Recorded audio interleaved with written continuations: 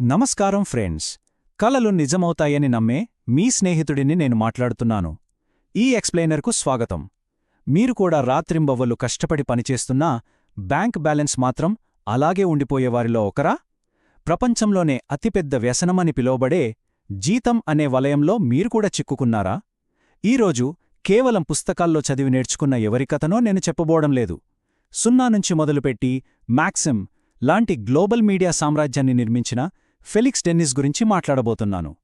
Felix ఏమీ సాధారణ కోటీశ్వరుడు కాదు. ఆయనొక సెల్ఫ్ మేడ్ బిలియనేర్. అపారమైన సంపద మాత్రమే కాదు, ఆ సంపదను సాధించడం వెనుక ప్రపంచానికి తెలియని చేదు వాస్తవాలను కూడా ఆయన బయటపెట్టారు. ఆయన రాసిన హౌ టు గెట్ రిచ్ అనే పుస్తకం ఏదో మోటివేషనల్ నాన్సెన్స్ కాదు.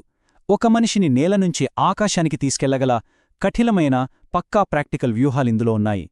ఈ ఎక్స్ప్లెయినర్ను మీరు ఎందుకు పూర్తిగా వినాలంటే, రాబోయే కొద్ది నిమిషాల్లో మీ ఆలోచనా విధానాన్ని శాశ్వతంగా మార్చేసే ఫెలిక్స్ సీక్రెట్స్ నేను మీకు చెప్పబోతున్నాను.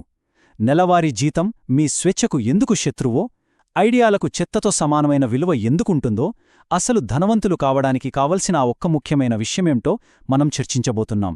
ఇప్పుడు గనక మీరు దీన్ని వదిలేస్తే సంపద రేసు నుంచి మిమ్మల్ని మీరే తప్పించుకున్నట్లు. కాని చివరి వరకు ఉంటే టాప్ 1% ప్రజలకు మాత్రమే ఉండే మైండ్ సెట్ మీ సొంతమవుతుందని నా ప్రామిస్. మరి పేదరికం నుంచి సక్సెస్ వైపు ప్రయాణించడానికి రెడీనా? ఈ అన్టోల్డ్ స్టోరీని మొదలుపెడదాం. మొదటి చాప్టర్లోనే ఫెలిక్స్ ఒక పచ్చి నిజం చెప్పారు. వినడానికి కొంచెం కష్టంగా అనిపించినా ఇదే వాస్తవం. మీరొక మిడిల్ క్లాస్ ఫ్యామిలీ నుంచి వచ్చి చేతిలో ఒక మంచి ఉద్యోగం ఉంటే గనక మీరు ధనవంతులయ్యే ఛాన్స్ దాదాపు జీరో. అవును, మీరు విన్నది నిజమే.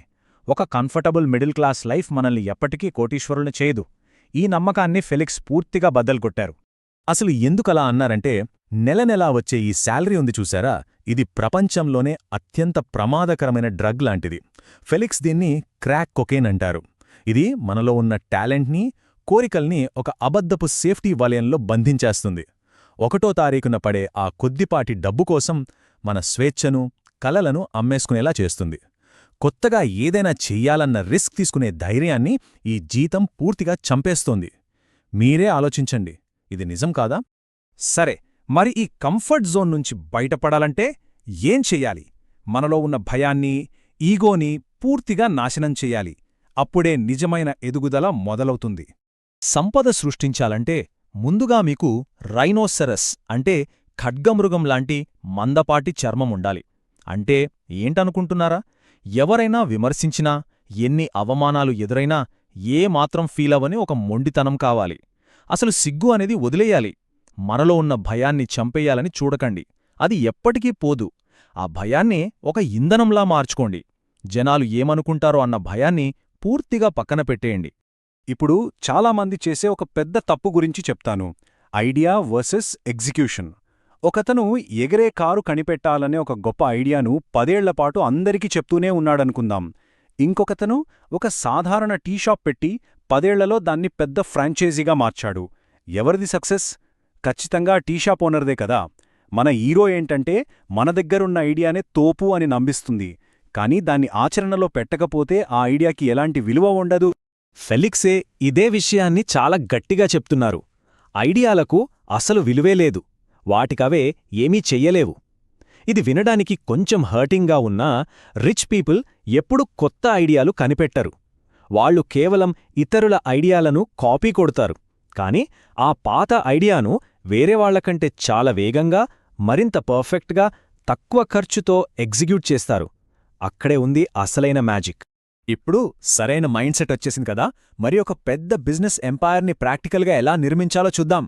దీనికి ఓనర్షిప్ ఇంకా డెలిగేషన్ చాలా చాలా ముఖ్యం.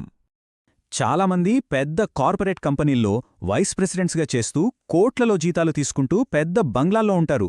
కానీ వాళ్లు కూడా ఆ కంపెనీ ఓనర్కి ఒక రకంగా బానిసలే. వాళ్ల లగ్జరీ అంతా ఆ యజమాని దయమీదే ఆధారపడి ఉంటుంది. దీన్ని ఫెలిక్స్ బంగారు పంజరం అంటారు. మనకు కావలసింది ఇది కాదు, మన రాతను మనమే రాసుకునే నిజమైన కంట్రోల్. లక్షల్లో జీతమొచ్చినా అది ఫినాన్షియల్ ఫ్రీడమ్ ఎంతమాత్రం కాదు. అందుకే ఫెలిక్స్ ఇచ్చే అతిపెద్ద రూల్ ఏంటంటే, 100% ఓనర్షిప్ మీ దగ్గరే ఉండాలి. మీ కంపెనీలో ఒక చిన్న వాటాను వేరేవాళ్లకిచ్చినా సరే, మీ కంట్రోల్ని, మీ ప్రాణవాయువును వాళ్ల చేతిలో పెట్టినట్లే. సంపద అంటే కేవలం బ్యాంక్ బ్యాలెన్స్ కాదు ఫ్రెండ్స్, అది కంట్రోల్. 100% ఈక్విటీ ఎవరి చేతిలో ఉంటే వాళ్లే నిజమైన బాస్. అలాగే ఇక్కడ ఇంకో సీక్రెట్ ఉంది. నిజమైన స్కిల్ అంటే పని చెయ్యడం కాదు, పనిని చెయ్యించుకోవడం. బిజినెస్ పెట్టిన కొత్తలో ప్రతి చిన్న పని నేనే చేస్తాను, నేనే పర్ఫెక్ట్గా చేస్తాను అని రాత్రి 10 గంటల వరకు ఆఫీస్లో కూచుంటే మీరు నాశనమైపోవడం ఖాయం. అది మిమ్మల్ని ఎప్పటికీ కోటీశ్వరులని చెయ్యదు. పనులను వేరే వాళ్లకి అప్పగించడంలోనే అసలైన ఆనందం, సక్సెస్ దాగి ఉంది. ముందుగా ఒక గాడిదలా కష్టపడటం ఆపేయండి. మీకంటే తెలివైన వాళ్లని పనులోకి తీసుకోండి. వాళ్ళు తప్పులు చేసినా పర్లేదు, ఆ స్వేచ్ఛను వాళ్లకివ్వండి. మీరు మీ పూర్తి సమయాన్ని బిజినెస్ ఎలా పెంచాలి అనే పెద్ద విజన్ పైనే పెట్టాలి. ఇలా చేయడం వల్లే మీ వ్యాపారం ఆటో పైలట్ మోడ్లోకి వెళ్తుంది.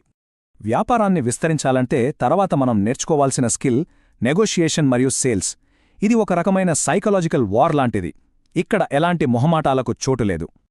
ఈ నెగోషియేషన్లో నిశ్శబ్దం అంటే సైలెన్స్ అనేది ఎంత పెద్ద ఆయుధమో తెలుసా?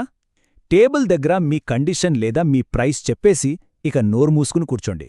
నిమిషాల తరబడి అలా సైలెంట్గా ఉండిపోండి. ఆ సైలెన్స్ ఎదుటివాళ్లమీద ఎంత సైకలాజికల్ ప్రెషర్ పెడుతుందంటే వాళ్లంతటా వాళ్లే తమ డిమాండ్లను తగ్గించుకునేలా చేస్తుంది. గుర్తుపెట్టుకోండి, ఈ ప్రపంచం మనకు అర్హతను బట్టి ఏది ఇవ్వదు, మనం ఎంత బాగా నెగోషియేట్ చేస్తామనే దాన్ని బట్టే ఇస్తుంది. దీనితో పాటే వాక్ అవే పవర్ అంటే ఆ డీల్ 100 కోట్లదే అయినా సరే నచ్చకపోతే ఆ క్షణమే వదిలేసి వెళ్ళిపోయే ధైర్యం ఉండాలి.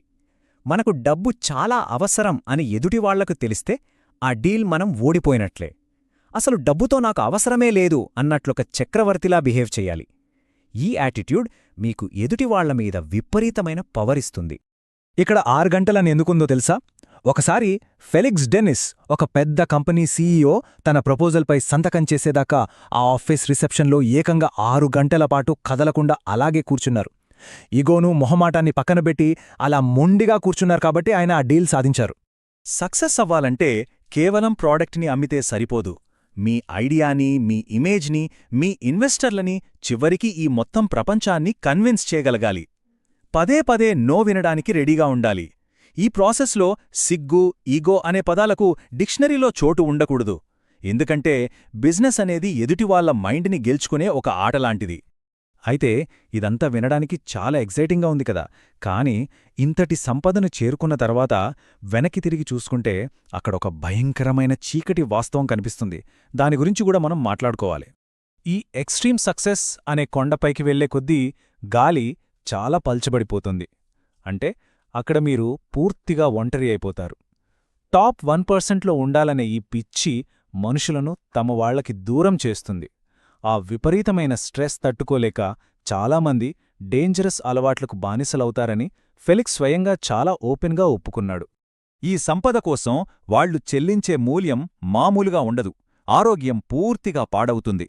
డ్రగ్స్, ఆల్కహాల్కి ఎడిక్ట్ అవుతారు. తమ ఆత్మసాక్షిని కూడా చంపుకుంటారు. వీటన్నిటికంటే బాధాకరమైన విషయమేంటంటే అసలు ఎక్కడ ఆగాలో కూడా మర్చిపోతారు. డబ్బు అనేది కేవలం స్వేచ్ఛను కొనడానికి మాత్రమే.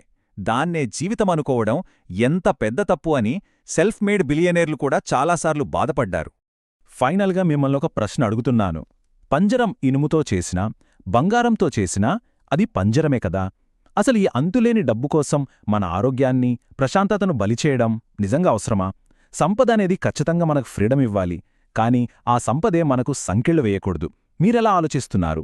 ఈ ప్రయాణంలో స్వేచ్ఛ ముఖ్యమా లేక పంజరం ముఖ్యమా? ఆలోచించండి.